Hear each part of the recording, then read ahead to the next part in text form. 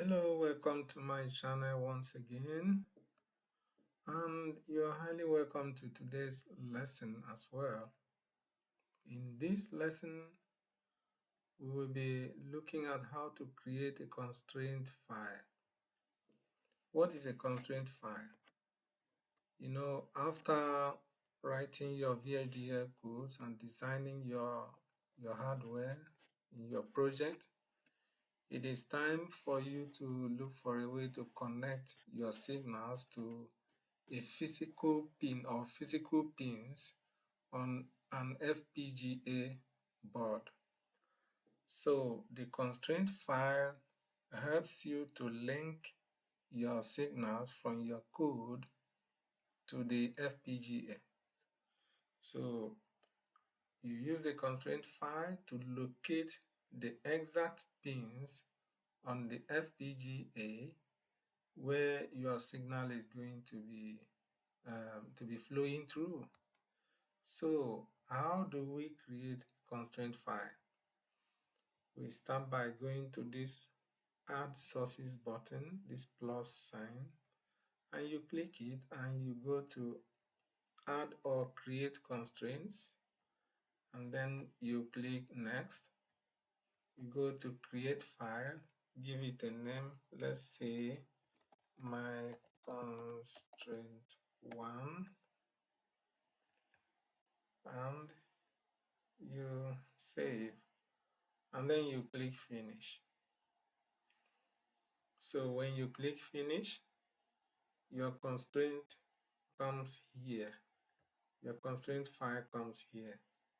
So when you double click it, it opens a blank constraint file. So what are we going to do with this blank file? Of course, we're going to fill it up. Now, in Vivado, there is a utility under the Tools menu which you can use to create your constraint file.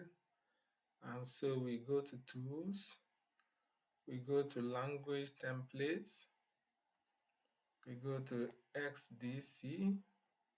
Now, just for the sake of it, for the sake of learning, I'm going to show us how to create timing constraint, even though we didn't use it in this project. So timing constraint has to do with creating a constraint for your clock. If you used the clock, that is the system clock of the FPGA. So let's click here on timing constraints and then go to clocks. Then under clocks, you go to clock constraint on input port. If you click on it, you see the sample there, okay, the example code, and you copy it. Okay, if you copy it, then you come here and paste. Let's say that this is your clock area. Just say clock. Okay, so that is how to start creating your, sorry, let's use hash for it. So you paste this code here, and then what do you do with it? You say, okay, clock name, you're going to give it a name, maybe just any name. Okay, let's say system clock. Yeah. Then period, you are going to go to the data sheet of the FPGA you are using. In our own case, we used Nexus. We use Nexus 7, and the data sheet is here. So look at it. Here we have that, let me expand it a bit. we have that the FPGA includes a single 100 megahertz crystal oscillator connected to pin E3. So 100 megahertz, if you take the inverse, it becomes 10 nanoseconds. And again, whatever you're going to write here in this period must be in nanoseconds. So that is 10. It doesn't need a unit. Okay, then if you had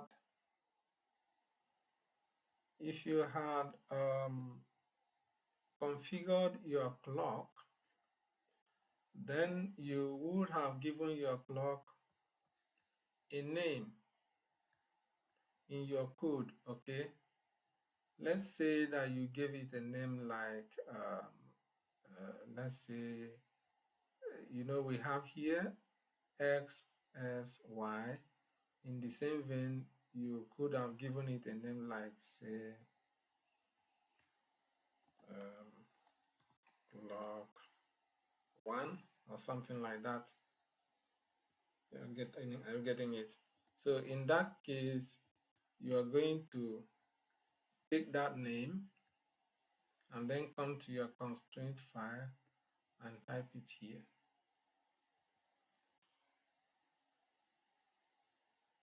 Inside curly braces,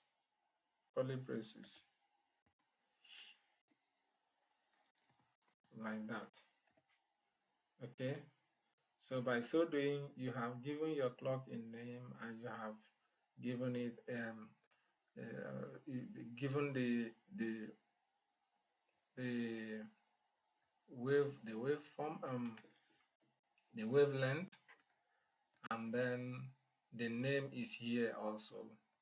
But that is not all.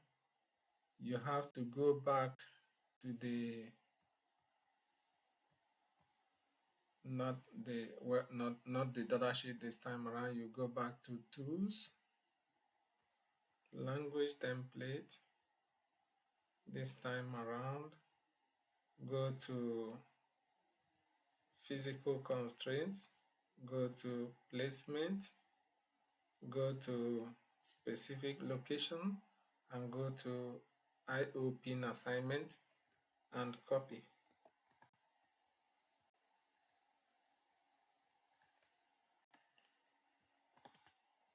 Okay. So with that, you also copy this and paste here.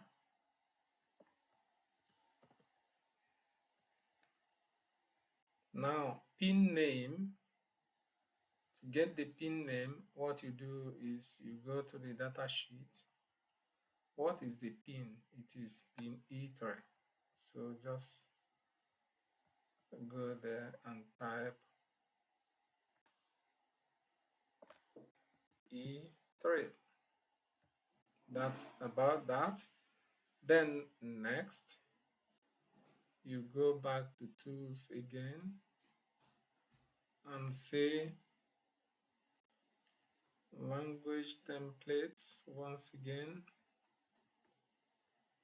Then this time around, IO Constraints, then IO Standard, and copy this. You copy that, you come here and paste. All right, so when you paste it, now that defines the standard as IO standard. Okay, and here you also define the voltage,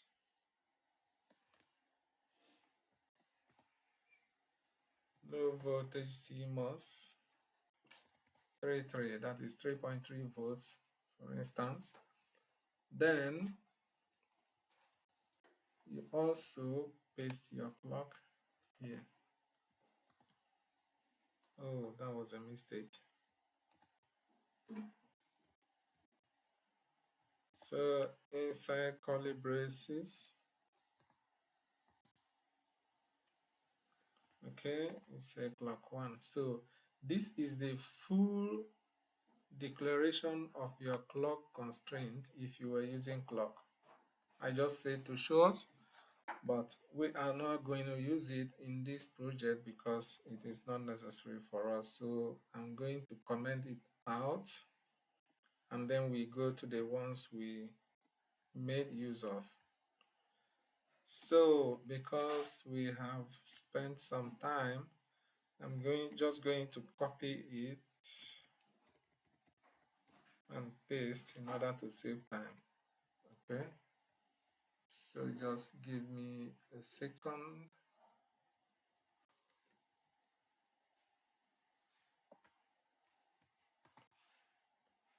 To save our time, I click there and paste.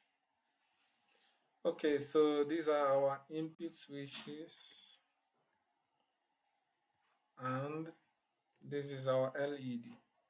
Remember that input switches, in our input switches we have four input switches, 1, 2, 3, 4, and the select switches are 2, if we remember. Now what do we see here? We have here that the pin is in J15, L16, M13, R15, R17, and T18. Where did we get all these things from? Let's go to the data sheet once again, and let's search for basic IO. It's already out there. So this is the schematic of Nexus 7. All right. So these switches here, these names here, J15, L16, M13, and so on, those are the names I took and put there. The names we have here, L16, M13, and so on and so forth. And here we have, unlike what we have here where we just have clock 1 inside curly braces, what we have here is X and a square bracket inside which we have 0 again. Here X inside square bracket 1. Here X inside square bracket 2, and so on. And in this case we have S inside square bracket 0 and S inside square bracket 1. These things, these notations are talking about, they are referring to our inputs. Our input is X and it ranges from 0 to 3, which is 4 of them. So the first input is X of 0. That's what we have here. So X, then inside the square bracket 0. So you keep counting it like that. The next one will be X of 1, and so on until you get to X of 3, which we have here. So this is how to refer to the input pins. If you don't do it like that, then it's actually going to give you an error message. And of course, your bit string will not be generated. Then the LED, we gave it to port, to pin H17 here, and it is port Y. As we know from the code, this is port Y. That's our output. So the output connects to an LED. And if we go back to the schematic, we have H17 here, one of the LEDs. Okay. So This is how to create a constraint file, and if you have done it like this, it is very certain that the constraint file is going to work. So let's save our file, and that is all. So our constraint file has been created, and at this point we are ready to do all the necessary checks to see if our design is actually in order. Okay, so this video is getting long and I want to stop it here. Thank you very much for watching, and do have a nice day. See you in the next video. Bye.